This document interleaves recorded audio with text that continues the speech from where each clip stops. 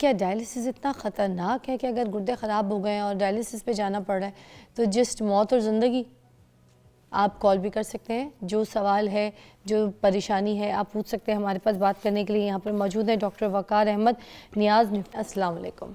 जी वालेकुम सलाम व रहमतुल्लाहि व बरकातुहू। कैसी तबीयत है सर? जी अल्लाह का बड़ा एहसान है, शुक्र अल्हम्दुलिल्लाह। मैं बेसिकली हर्बलिस्ट हूँ। अच्छा और मैं कोई हर्ब्स के ज़रिए हम इलाज करते हैं। अच्छा हम कोशिश करते हैं कि पेशेंट को डायलिसिस से डिले किया जाए, अच्छा जितने साल भी वो निकाल जाए बगैर डायलिसिस के। अच्छा, ये तब की बात है जब डायलिसिस कह दिया है, हाँ कह दिया है, रेकमेंड कर दिया, उसके बाद आप लोग रोकते हैं। यानी कि कहने से मुराद है कि क्रिएटिनिन 2 पे चला गया, 3 पे चला गया, 4 पे चला गया, 10 पे जब चला जाता है, 8, 9 पे, 10 पे, तो डायलिसिस करवाने पड़ते हैं। अच्छा हम भी करवाते हैं, हमने डायलिसिस सेंटर भी बनाए हुए हैं पूरे पाकिस्तान में, ठीक है, और फ्री चला रहे हैं। अच्छा एक खिदमत ये कर रहे हैं हम, दूसरी खिदमत ये कर रहे हैं कि हम डायलिसिस पे कोशिश करते हैं कि 5 साल, 10 साल, 15 साल, 20 साल, जितनी देर हो सके पेशेंट को स्टे करवाया जाए, और ताकि वो उस परेशानी में अभी ना जाए।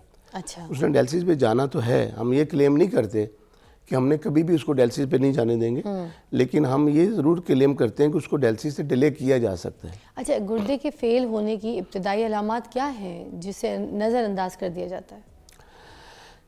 देखिए हमारे जहन में 2-3 ही अलामतें हैं जो हमें पता है कि गुर्दे जब ख़राब होते हैं तो आंखों के नीचे स्वेलिंग आ जाना या पाँव पर स्वेलिंग आ जाना, ये एक अलामत है, एक अलामत है। 10 अलामतें हैं गुर्दे ख़राब होने की, 10 वजूहात हैं, और गुर्दे जो उसकी अलामत है वो भी तकरीबन 10 हैं।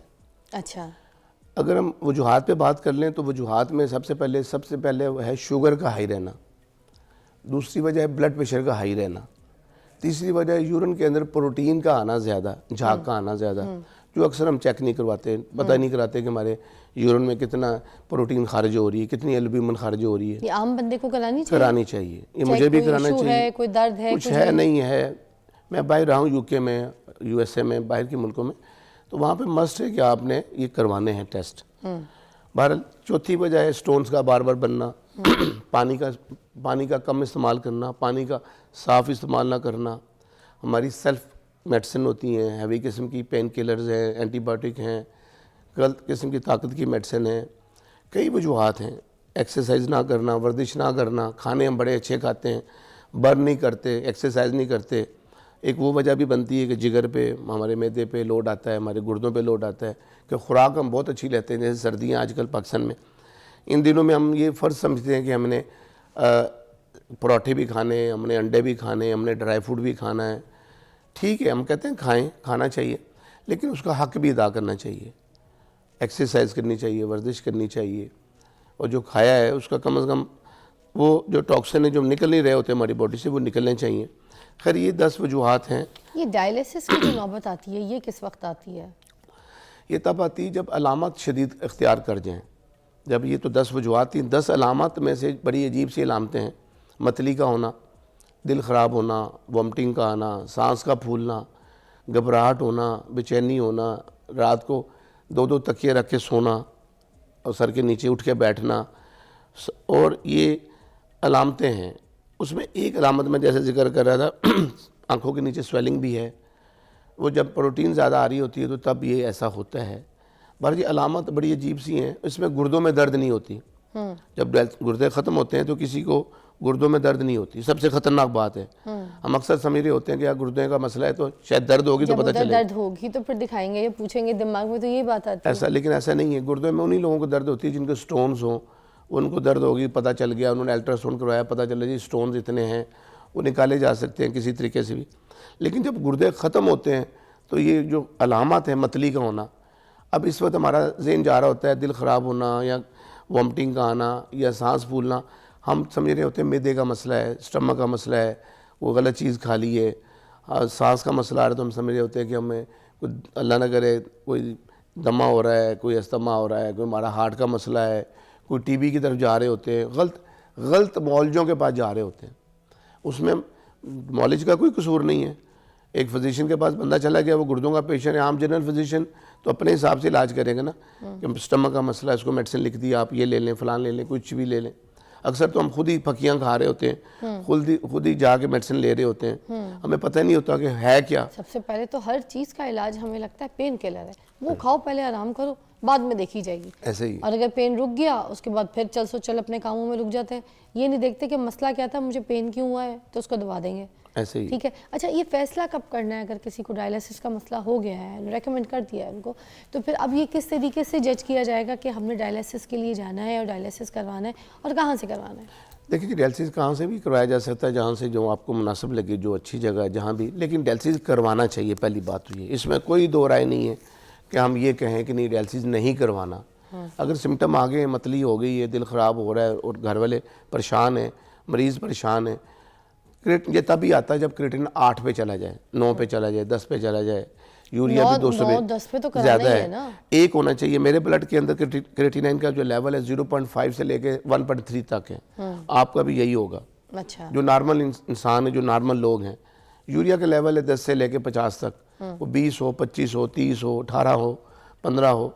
इस तरह क्रिएटिनिन का 0.9 हो, 0.5 हो, 0.8 हो, 0.9 हो, 1 के बाद, 1.3 के बाद बंदे को, 1.4 के बाद जब भी क्रिएटिनिन किसी का भी चला जाए 1.4, 1.5, उसको मोहतात होना चाहिए। ये तो मोहतात से होकर वो 20 साल निकाल सकता है, यहाँ पर 20 साल उसके निकल सकते हैं विदाउट डायलिसिस। Without dialysis. अगर क्रिएटिनिन 1.5 है, अच्छा 1.5, 1.4, 1.6, लेकिन जब क्रिएटिनिन 8 पे चला जाए, 9 पे चला जाए, 10 पे चला जाए, EGFR भी उतना नीचे आ रहा होता है इंसान का, जो गुर्दों का फंक्शन है, वो जैसे ही कम होगा और क्रिएटिनिन यूरिया बढ़ेगा, जब ये अलामत आएंगी फिर हमें डायलिसिस करवाना चाहिए। ठीक है। अच्छा, मैं आपसे पूछना चाहूँगी कि ये डायलिसिस कब तक नहीं करवाना चाहिए?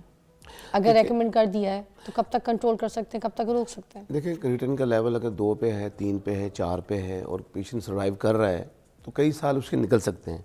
अगर वो परहेज़ करे, अगर वो खुराक ना ले ज़्यादा प्रोटीन वाली, मटन है, बीफ है, कुछ भी ऐसी जो चीज़ें हैवी हैं जिनके खाने से यूरिया क्रिएटिनिन ज़्यादा बढ़ता है, बेसिकली डेली बनता है 40, मेरा और आपका यूरिया क्रिएटिनिन डेली हम लोगों का बनता है और हमारा बन के खारिज हो रहा था यूरिन के ज़रिए। ये जो गुर्दे के पेशेंट होते हैं, इनका बन तो रहा होता है लेकिन खारिज नहीं होता। ये यूरिन में खारिज नहीं होगा तो ब्लड में चला जाएगा। अच्छा। तो गुर्दे की जो रिपोर्टें होती हैं वो बेसिकली ब्लड की रिपोर्टें होती हैं। ब्लड से पता चलता है कि क्रिएटिनिन कितना है, यूरिया कितना है, इसमें पोटाशियम कितना है ब्लड के अंदर, इलेक्ट्रोलाइट का पता चलता है, सोडियम कितना है, कैल्शियम कितना है, फास्फोरस कितना है और यूरिक एसिड, यानी कि ये ब्लड से सारी रिपोर्टें होती हैं। अच्छा, आप हर्बलिस्ट भी हैं, आप लोग का मानना है कि जो डायलिसिस है उस पर पेशेंट जाए उससे पहले आप लोग उसको रोक देते हैं और उसको हर्बल दवाइयों से, हर्बल तरीके से जो उसकी ट्रीटमेंट करते हैं। तो ऐसी कौन सी ग़िज़ाएँ, ऐसी कौन सी दवाएँ या कौन सी ऐसी टेक्निक आप लोग यूज़ करें जिससे पेशेंट जो है वो डायलिसिस से आप उसको रोक के इस तरह से ठीक करते हैं? देखिए, इसमें हमने बड़ी मेहनत की है, मैंने, मेरे उस्तादों ने, हमारी टीम ने, रिसर्च टीम ने, हमने एक ऐसा ग़िज़ाई चार्ट बनाया है, वो 2-2.5 साल मेहनत लगे उस पर कि क्या खाना है और क्या नहीं खाना। हम ग़िज़ाई चार्ट देते हैं पेशेंट को। मैं चाहूँगा इस प्रोग्राम में भी वो ग़िज़ाई चार्ट अगर दिखा सकें तो वो ग़िज़ाई चार्ट ऐसा है कि उसमें ना हम बताते हैं कि क्या खाना है, क्या नहीं खाना। दिखाएं सर। एसिड है, दिखाएं। अल्कलाइन है, दिखाएं।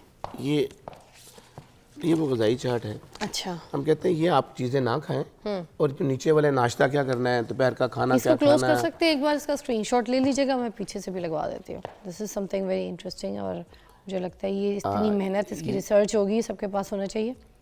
ये ग़िज़ाई चार्ट में अमेरिका हार्वर्ड को देकर आए हूँ वहाँ ठीक पे है, हो गया। ऑलराइट। कि भाई ये खुराकें ना लें, ये खाएं। आप और साथ साथ बताइए इसमें कौन अल्कलाइन कौन पे सी ग़िज़ाएँ जो आप बता रहे हैं खाना है, इसको एलैबोरेट भी कर दें। देखें, जो हम कहते हैं कि ये गोश्त है, मीट है, भिंडी है, बैंगन है, अरवी है, पालक है, साग है, केला है। आजकल किन्नू माटा मौसमी आया हुआ है, बेहतर नहीं है मरीजों के लिए, गुर्दों के मरीजों के लिए ये बेहतर नहीं है, बिल्कुल बेहतर नहीं है। तो ये अभी बारिश हो जाएगी तो फिर तो ठीक हो जाएगा या नहीं? तब भी नहीं खा जब सकते? यूरिया क्रिएटिनिन बढ़ गया ना तो देखना होता है कि किन चीज़ों से बढ़ रहा है। अच्छा। तो ये जो अगर हम ये खुराक लेंगे, मक्खन है, हम हैवी खुराकें लेंगे तो लाजमी बात है यूरिया क्रिएटिनिन बढ़ेगा। ओके। उनको जल्दी डायलिसिस पे जाना पड़ेगा। अच्छा, तो गोश्त मना है, रेड मीट? आम लोगों की बात नहीं कर रहा, लेकिन जो गुर्दों के मरीज बन चुके हैं और उनके लिए ज़्यादा बेहतर नहीं है और अभी वो डायलिसिस में नहीं गए। ठीक है। अगर डायलिसिस में चले गए तो हम कहते हैं फिर आप खाएं पिएं, डायलिसिस भी करवाएं और खाएं पिएं। अच्छा। लेकिन अगर वो कोई शख्स बचना चाहता है कि वो डायलिसिस पे नहीं जाना चाह रहा तो वो ग़िज़ाई चार्ट को इसको इस्तेमाल करके बच सकता है 5 साल 10 साल।